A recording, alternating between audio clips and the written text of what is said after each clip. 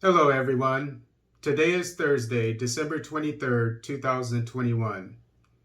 Sugar policy on course attracted 250 billion naira investment, says Adedeji. This article is taken from The Guardian. The Executive Secretary, National Sugar Development Council, NSDC, Zach Adedeji, said records had shown that Nigeria is recording steady and appreciable progress in the implementation of the Nigeria Sugar Master Plan, MSMP. He observed that 7 years into the policy and with 3 more years to go, the sector had attracted over 250 billion naira, or $608 million worth of investments through its backward integration program, even as more investors have expressed interest in the sector. Note, this is from my brief research. Backward integration, this comes from Investopedia online. Backward integration is when a company buys another company that supplies the products or services needed for production. In other words, you buy out the people, you cut out the middleman. You buy the companies that supply to you.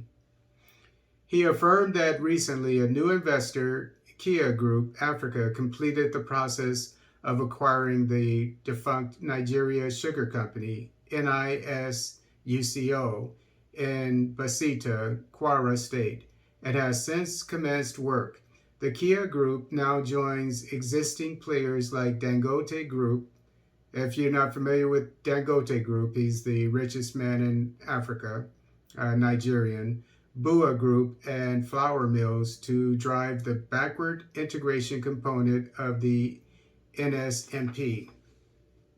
The NSMP is a 10-year blueprint designed to revitalize the sector and make Nigeria a net exporter of the commodity.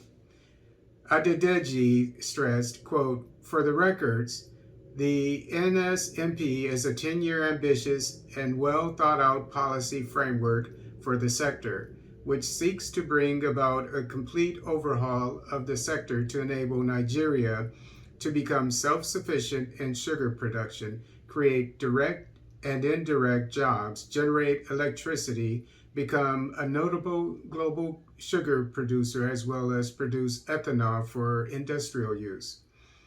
Quote, "Recall that the Federal Executive Council had at its 37th meeting held on September 19, 2012, approved the NSMP for implementation and adoption as a government strategy roadmap for the development of the sugar subsector. Actual implementation began in 2013, unquote. He said the new player has set its eyes on producing at least 300,000 metric tons of sugarcane, refining an estimated 204,000 metric tons of the commodity while generating 46 billion naira, or $112 million revenue by 2027. He added that a workforce of about 20,000 employees would be engaged to drive the company towards optimum production and ensure the economic growth of the country. Meanwhile, another major player in the industry, flour mills, recently signed a multi-millionaire agreement with the Nasarawa state government to build a factory in Toto local government area of the state.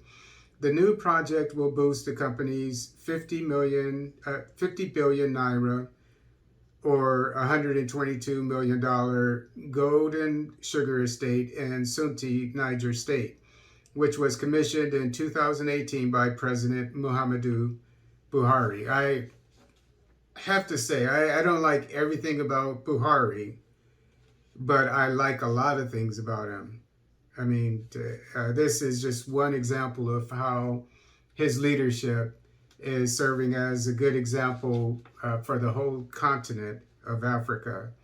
I am not sure. I didn't do all the research, but I do know that some of these companies, I would imagine all of them are owned by Nigerians.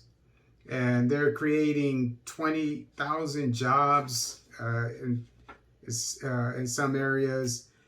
So this shows Dangote, he's into oil, cement, different things, and he got involved in this to help the sugar industry. So it shows that he cares about the people and the economy of Africa. But the main thing is you have Africans at the forefront of the economy and of commerce.